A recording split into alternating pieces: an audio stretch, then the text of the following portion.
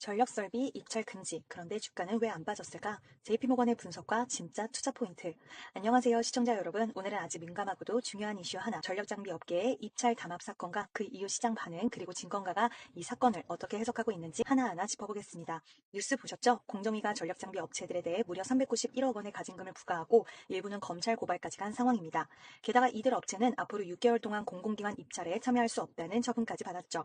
효성중공업, LX 일렉트릭, HD 현대일렉트릭 같은 쟁쟁한 기업들인데요. 이 소식 들으면 솔직히 이거 심각한 상황 아닌가?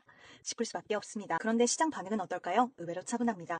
주가가 급락하거나 패닉 분위기는 전혀 없었고 오히려 일부 종목은 버티는 흐름까지 나왔습니다. 그래서 오늘 이 시간 우리가 알아야 할 건 딱 세 가지입니다. 사건의 정확한 내용과 규모는 어느 정도인가? 시장과 증권가는 이 사태를 어떻게 해석하고 있나? 투자자는 어떤 관점에서 접근해야 하나? 차근차근 풀어보겠습니다. 도대체 무슨 일이 있었나? 이번 사건은 2024년 12월 29일 공정거래위원회가 전격 발표한 내용에서 시작됩니다. 내용은 이렇습니다. 한국전력공사의 발전설비 입찰에서 무려 7년 동안 단합이 이루어졌던 겁니다. 단합에 가담한 업체는 총 10개사, 그중 핵심은 효성중공업, LS 일렉트릭, HD현대일렉트릭, 일진전기 같은 대기업군, 그리고 동남, D2 엔지니어링, 인텍전기전자, 서전기전 등 중소기업군입니다. 중요한 건 이 업체들이 담합한 핵심 장비가 바로 GIS, 즉 가스 절연 개폐 장치라는 겁니다. 이 장치는 발전소나 변전소에서 과도한 전류를 차단해서 전력 설비를 보호해주는 장비예요. 70kV 제품이 주요 품목이었고요. 입찰을 하려면 한전으로부터 자격을 먼저 얻어야 했습니다. 이 담합은 2014년부터 본격화됐습니다. 당시 동남이라는 중소기업이 새로 입찰 시장에 들어오면서 가격을 깎아내고 치고 들어왔죠. 그러자 기존 대기업 업체들이 견제를 시작했고 결국 동남이 먼저 일진전기에 담합 제안을 했고 이게 받아들여지면서 담합 구조가 시작된 겁니다. 이후 다른 중소기업들도 차례로 이 카르텔에 합류합니다. 재룡전기, 서전기전, D2 엔지니어링, 인텍전기전자까지요.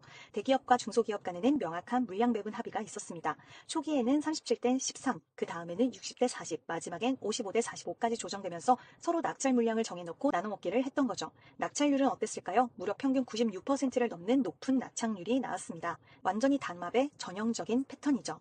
이 담합 구조는 기업들이 총무 역할을 정해서 그 총무를 통해 서로 의사소통하면서 유지를 했고요. 심지어 중소기업 조합까지 동원해서 수수료 0.6%를 받고 담합에 협조했다는 정황까지 나왔습니다. 공정위는 이에 따라 총 391억 5,600만 원의 과징금을 부과했고 효성중공업, LS 일렉트릭, SH현대일렉트릭 등 6개사는 검찰 고발 대상이 됐습니다.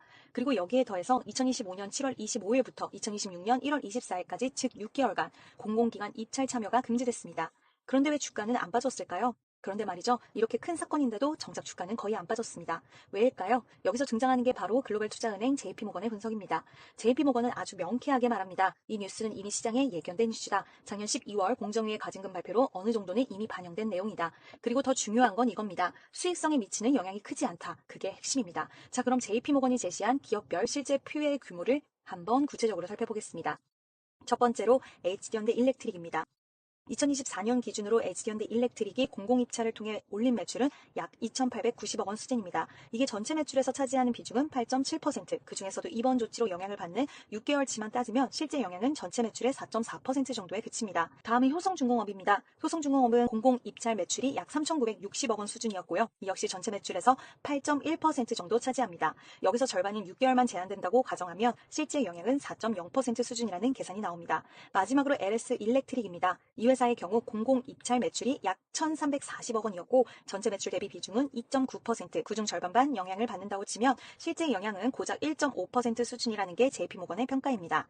요약하자면 세개 업체 모두 매출의 10%를 넘지 않는 수준이고 6개월만 입찰이 제한되기 때문에 실제 타격은 1.5에서 4.4%에 그친다는 겁니다. 즉 큰 사건처럼 보이지만 숫자로 보면 타격은 굉장히 제한적이다. 이게 바로 증권가의 관점이라는 거죠.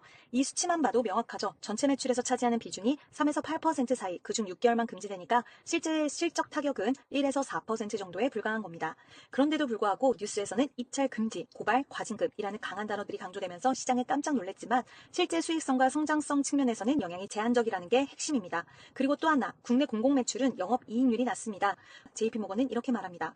국내 전력장비 판매의 이익률은 10% 내외이거나 그보다 낮지만 해외 사업의 수익성은 20% 이상이다. 즉 돈 되는 건 국내가 아니라 해외라는 거죠. JP모건의 종목별 전략. 자, 그럼 JP모건 JP모건은 지금 이 사태 이후에도 각 종목에 대해 어떤 투자 전략을 유지하고 있을까요? HD 현대 일렉트릭 목표주가 51만원, 현재 주가 약 48.1만원, 의견 비중 확대 유지, 주력 중동 수출 AI 기반 스마트 전력 시스템 확대, 효성중공업 목표주가 97만원, 현재 주가 약 105.4만원, 의견 비중 확대 유지, 주력 ESS 전력망 투자 SMR 등 차세대 에너지 인프라, LS 일렉트릭 목표주가 25.5만원, 현재 주가 약 28.5만원, 의견 중립, 평가 상대적으로 해외 모멘텀은 약한 편, 즉 JP모건은 이번 이슈로 인한 평가 절하 필요 없다는 입장이고 특히 SD 현대일렉트릭 효성중공업에 대해선 오히려 매수 기회로 보고 있습니다.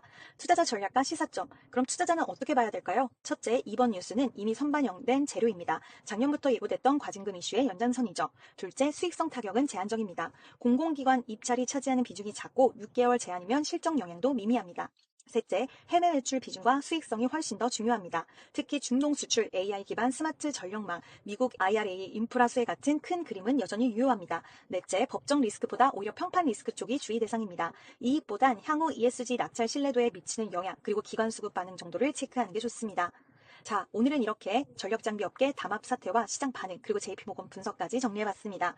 뉴스만 보면 불안하실 수 있어요. 하지만 우리가 봐야 하는 건 실제 숫자, 수익성, 미래 방향성입니다. 증권가의 분석처럼 공공 입찰 매출은 전체의 3에서 8% 수준이고 6개월 제한이면 주가를 흔들 만한 급소는 아니다. 결국 지금 시장은 이 사건을 한 번의 행정 리스크 정도로만 해석하고 있고 종목별로는 오히려 저가 매수의 기회로 삼는 분위기까지 보입니다.